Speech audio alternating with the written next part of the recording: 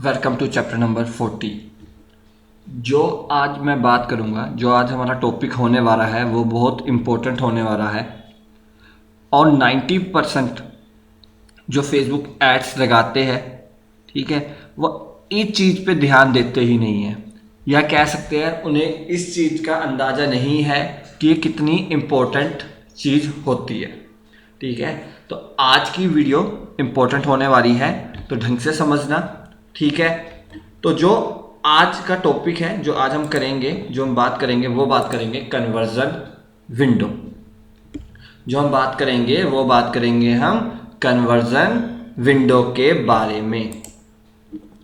तो जैसे कि अगर मैं, ठीक है, अपने एडसेट में आता हूँ और यहाँ पे देखो कन्वर्जन विंडो करके एक ऑप्शन है, जहाँ पे ये कई सारे 4 टाइप्स के ऑप्शंस हैं। जैसे 1 day after clicking, 7 day after clicking, 1 day after clicking और व्यू, 7 डे आफ्टर क्लिकिंग और 1 डे आफ्टर व्यू। तो सबसे पहले समझते हैं कि कन्वर्जन विंडो होती क्या है। तो मान के चलो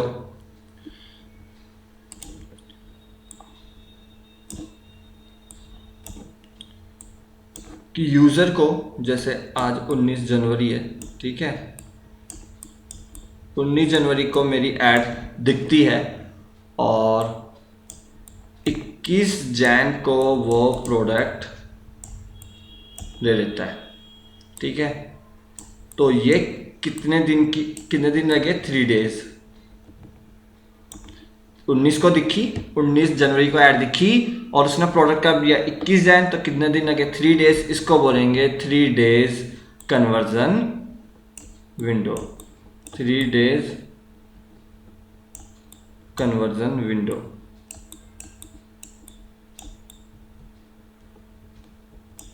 ठीक है, क्या बोलेंगे?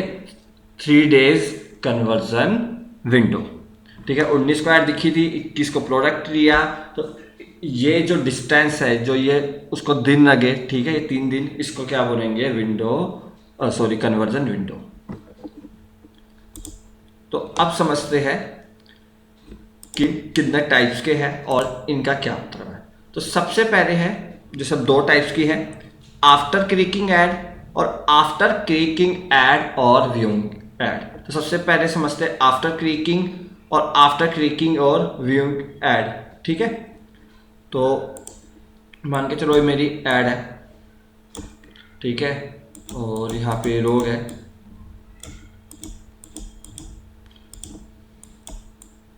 तो ये ऐड है, तो ये मेरी ऐड को व्यू करते हैं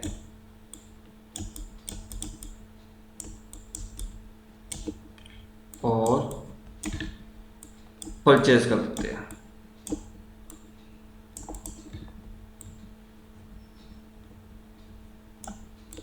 ठीक है, खरीद लेते हैं।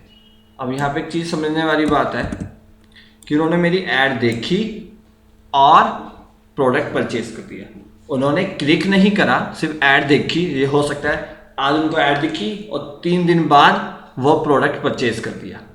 अब बताते हैं, उन्होंने क्लिक तो करा नहीं, प्रोडक्ट कैसे परचेज कर दिया? तो उन्होंने क्या करा होगा? गूगल में गए होंगे, मेरे वेबसाइट को या मेरे जो वेबसाइट का नेम है उसको गूगल में सर्च करा होगा और देन क्लिक करा होगा और प्रोडक्ट लिया होगा, जिसे हम ऑर्गेनिक सर्च भी कहते हैं। ठीक है, उन्होंने ऐड को देखी, उसमें क्लिक नहीं करी, कुछ दिन बाद या 2 दिन बाद गूगल में गए, उस नेम को सर्च करा या वेबसाइट को सर्च करा, देन रिजल्ट पे क्लिक करा और परचेज कर दिया या प्रोडक्ट परचेज कर दिया। तो फर्स्ट, सेकंड क्या होगा?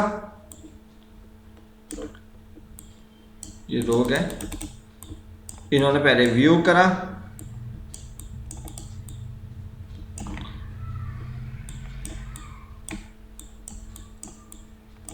देन क्लिक करा ऐड पे,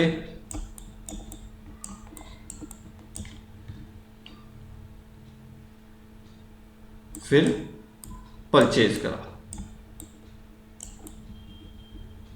तो 2 कंडीशन होगी, या तो यूजर ने व्यू करा फिर कुछ दिन बाद परचेज कर दिया। कैसे? गूगल में सर्च करके। ठीक है, और क्या था कि मेरी ऐड दिखी, फिर क्लिक करी, फिर लैंडिंग पेज में गया होगा और वहाँ से मेरा प्रोडक्ट परचेज कर दिया होगा। तो यहीं पे दो ऑप्शन है, आफ्टर क्लिकिंग कि ऐड दिखी, फिर व्यू करा, फिर देन क्लिक करा, फिर प्रोडक्ट परचेज करा। ठीक है, ये था, पहले ऐड दिखी, फिर क्लिक करा, प्रोडक्ट परचेज करा, या उसको ऐड दिखी फिर गूगल में उसने सर्च करा। ठीक है, तो अब यहाँ दो ऑप्शन है, 1 day after clicking, 7 day after clicking. मतलब जैसे ही उसको ऐड दिखी, एक दिन के अंदर उसने आपका प्रोडक्ट ले लिया।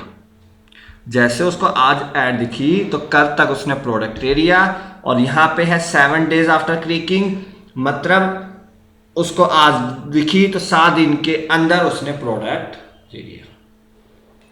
ठीक है, तो अब देखते हैं, मान के चलो आपके 100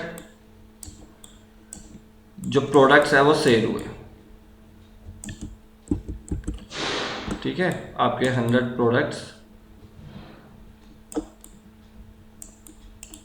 सेल हुए, उसमें से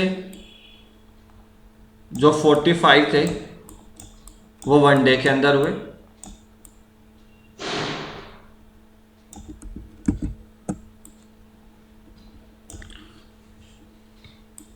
और जो 55 हुए वो 4 डेज के अंदर हुए। ठीक है, आपके जो 100 प्रोडक्ट्स टोटल सेल हुए, जो 45 प्रोडक्ट है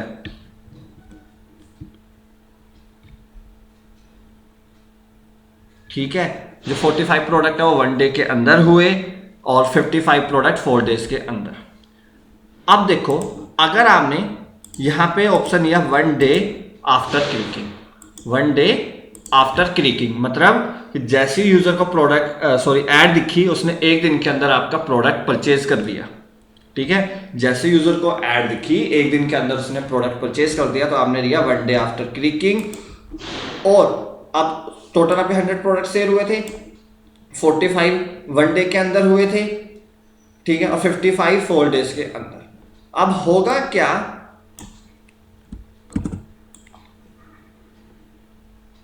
फेसबुक इसको इग्नोर कर देगा, वो इसको ऑप्टिमाइज करेगा। ऐसा क्यों?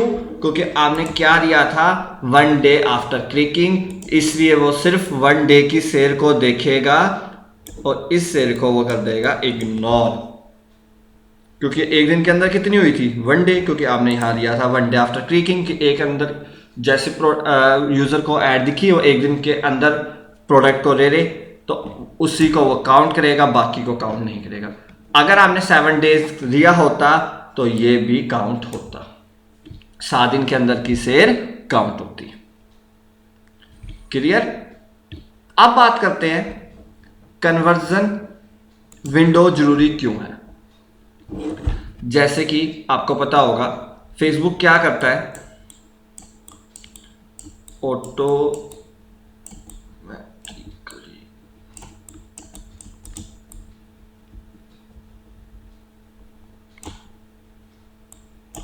Automatically optimise.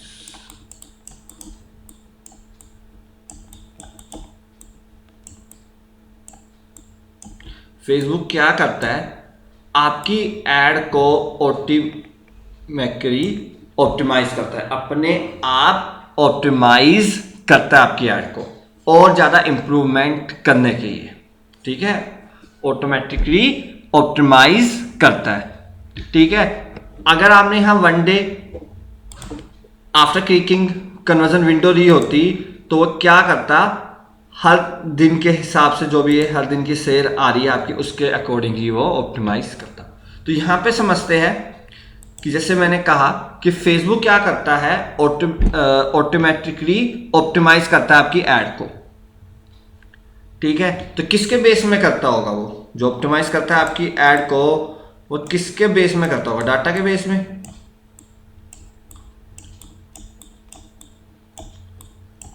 ठीक है, जो फेसबुक आपकी ऐड को ऑप्टिमाइज करता है ऑटोमेटिक, वह किसके बेस में करता होगा, डाटा के बेस में। तो एग्जांपल लेते हैं, मान के चलो कोई भी क्रिकेट का खिलाड़ी है, ठीक है, कोई भी स्पोर्ट्समैन है, ठीक है, मैं यहाँ पे एग्जांपल क्रिकेट का ले रहा हूँ। ठीक है। तो कोई भी प्लेयर है, जैसे कोई भी Steven Smith Australian player batsman, अगर वो 3 मैचों में 0 पे आउट हो रहे हैं या अच्छा परफॉर्मेंस नहीं कर रहे, तो क्या करेंगे, जो पिछले 3 मैच थे उनको देखेंगे, ठीक है, एज अ डाटा भी कह सकता हूँ, वो देखेंगे कि मैंने क्या गलती करी। और बिल्कुल ऐसे ही फेसबुक करता है, हमारी ऐड को ऑप्टिमाइज करता है कि और ज़्यादा कैसे मैं इंप्रूवमेंट करूं, या क्या कमी थी, क्या बेटर था, उसके अकॉर्डिंग वो हमारी ऐड को ऑप्टिमाइज करता है। तो यहाँ पे मैंने कहा कि वो डाटा के अकॉर्डिंग हमारे ऐड को ऑप्टिमाइज करता है। तो कितना डाटा होना चाहिए, ठीक है, कितना डाटा होना चाहिए कि जो हमारी ऐड को ऑप्टिमाइज कर सके। तो कम से कम 50 कन्वर्जन,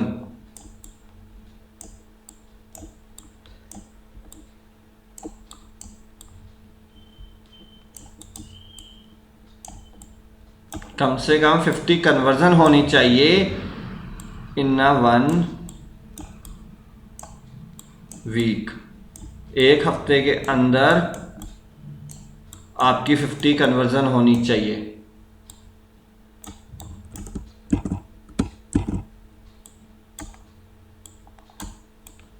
एक हफ्ते के अंदर 50 कन्वर्जन होनी चाहिए फेसबुक पे, ठीक है। तो अगर आपकी 50 कन्वर्जन होते एक हफ्ते के अंदर, तभी फेसबुक ऑटोमेटिक ऑप्टिमाइज कर पाएगा आपके डाटा को, तभी इंप्रूव कर पाएगा आपकी ऐड को। अगर 5 to 10 कन्वर्जन होती है तो इनफ डाटा नहीं है, फेसबुक आपकी ऐड को ऑप्टिमाइज नहीं कर पाएगा, ऑटोमेटिक ऑप्टिमाइज नहीं कर पाएगा, नहीं करेगा। तो कम से कम आपका 50 कन्वर्जन होनी चाहिए, वो भी 1 वीक के अंदर। जैसे आप ऐड लगाते हो तो 1 वीक के अंदर होनी चाहिए। जैसे आपने देखा होगा, अगर आपने ऐड लगाई होगी फेसबुक ऐड में, या जब कोई भी ऐड लगाता है, तो जब स्टार्टिंग में लगाते हैं, जो इनिशियल फेज में हमारी ऐड होती है, तो हमें स्टार्टिंग में बेकार रिजल्ट मिलते हैं। जब हम कोई फर्स्ट टाइम ऐड लगाते हैं तो हमें उतने बेटर रिजल्ट नहीं मिल पाते। क्यों? क्योंकि वो इनिशियल फेज में है या रनिंग फेज। अभी मैं बताऊंगा रनिंग फेज क्या है। तो उस टाइम हमारी ऐड इनिशियल फेज में होती है, इसलिए हमारी ऐड अच्छी परफॉर्म नहीं करती। तो इसलिए फेसबुक ऑटोमेटिक ऑप्टिमाइज करता है हमारी ऐड को और इम्प्रूव करता है, हमारे रिजल्ट बेटर आने स्टार्ट होते हैं धीरे धीरे धीरे, जैसे हमारी ऐड कॉन्टिन्यूअस चलती रहती है। तो जब भी हम कोई ऐड लगाते हैं तो हमारी ऐड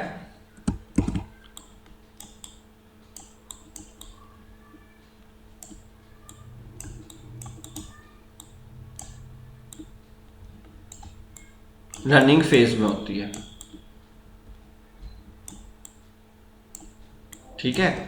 जैसे मैंने वो कहा कि 50 कन्वर्जन चाहिए उसे एक हफ्ते के अंदर, 1 वीक के अंदर, क्योंकि वो हमारे डाटा को ऑप्टिमाइज करता है, डाटा से सीखता है, डाटा को देखता है, ठीक है। तो हमारी ऐड जब भी हम स्टार्टिंग में लगाते हैं, ठीक है, बेसिकली जो हमारा ऐड सेट होता है वो रनिंग फेज में जाता है, जो हमारी ऐड है वो रनिंग फेज में जाती है, ठीक है।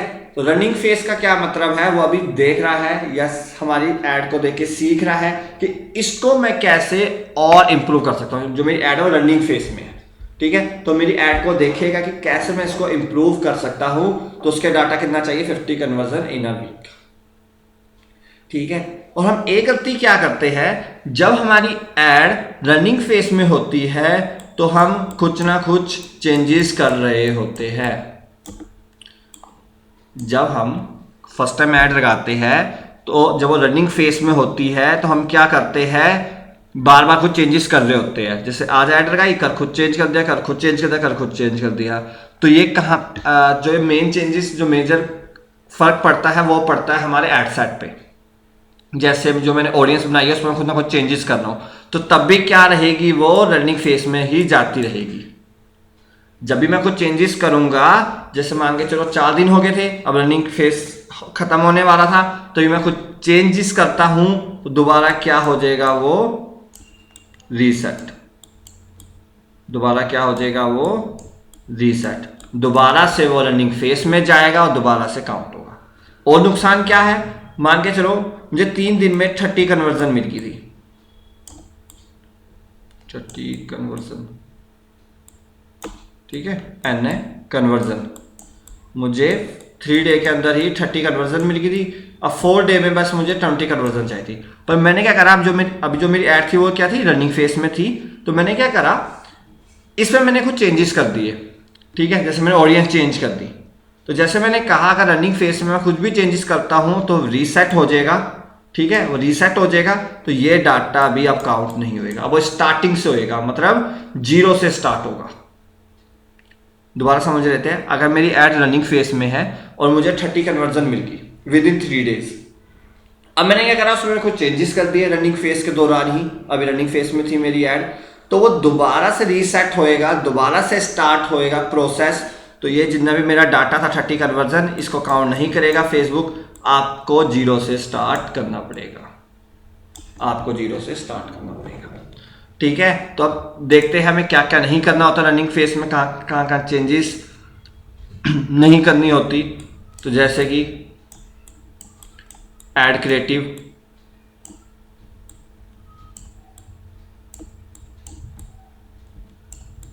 हमें ऐड क्रिएटिव में कुछ चेंजेस नहीं करनी होती। ठीक है, जैसे इमेज वीडियोस हमें कुछ चेंज नहीं करना होता। ऐड कॉपी, ठीक है। फिर बात करते हैं ऑप्टिमाइज इवेंट, हमें अपना इवेंट चेंज नहीं करना। ठीक है, जैसे ठीक है, हमें अपना इवेंट चेंज नहीं करना। ऑप्टिमाइज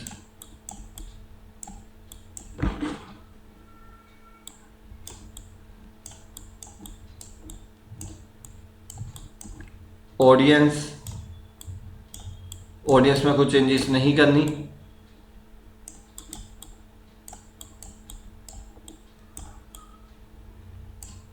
और 7 दिनों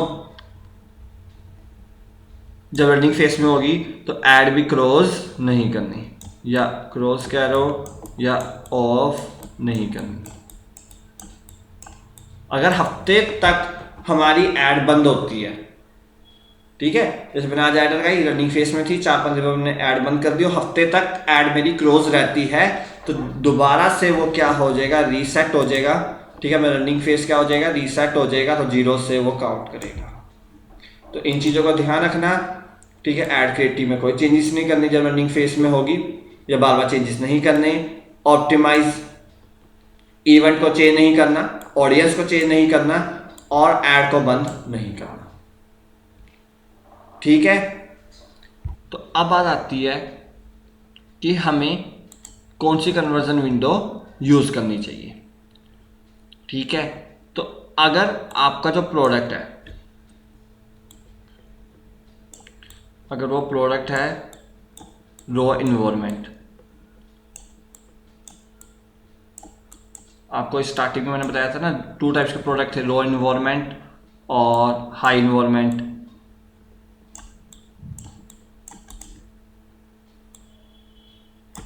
ठीक है, रो इन्वायरमेंट और हाई इन्वायरमेंट। लो इन्वायरमेंट मतलब कि आपका जो प्रोडक्ट है उसका जो प्राइस है वो कम है, ठीक है, और उस प्रोडक्ट को लेने के बारे में यूजर ज़्यादा नहीं सोचता, तो आप क्या लोगे, 1 डे आफ्टर क्लिकिंग।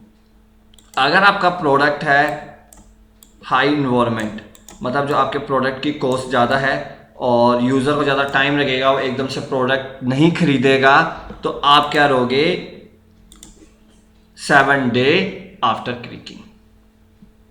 ठीक है, आप क्या लोगे फिर 7 डे आफ्टर क्लिकिंग, 7 दिन के अंदर वो प्रोडक्ट ले लेगा। ठीक है, तो सिंपल, अगर आपका जो लो इन्वायरमेंट के अंदर आपका जो प्रोडक्ट है लो इन्वायरमेंट के अंदर आता है तो 1 डे आफ्टर क्लिकिंग, अगर हाई इन्वायरमेंट के अंदर आता है तो 7 डे आफ्टर क्लिकिंग।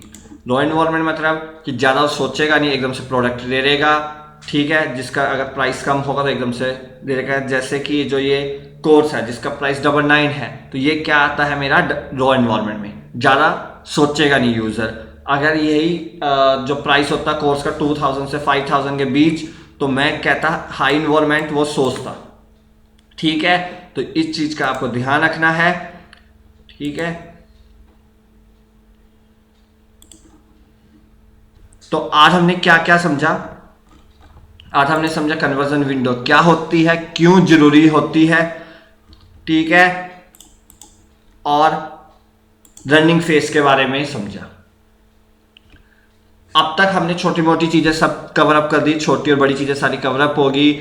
अब जो आने वाली एक दो चीज़ जो और रह गई है, ठीक है, उसके बाद जो आने वाली 3 से 4 वीडियोस होगी उसमें हम बेसिक ऐड बनाना सीखेंगे, ठीक है। तो आने वाली एक दो वीडियो और रहेगी जिसमें छोटी मोटी चीज़ें रह गई है। उसके बाद हम जो उसके बाद 3 से 4 वीडियोस कंटिन्यूस आएगी, उसमें मैं क्या बताऊंगा आपको, बेसिक ऐड लगाना, ठीक है। तो उम्मीद करता हूँ इस वीडियो से आपको सीखने को मिला होगा। आपका जो कन्वर्जन विंडो जो डाउट था या कन्वर्जन विंडो के बारे में आपको पता नहीं था, तो आज जानने को मिला होगा। Thanks for watching this video.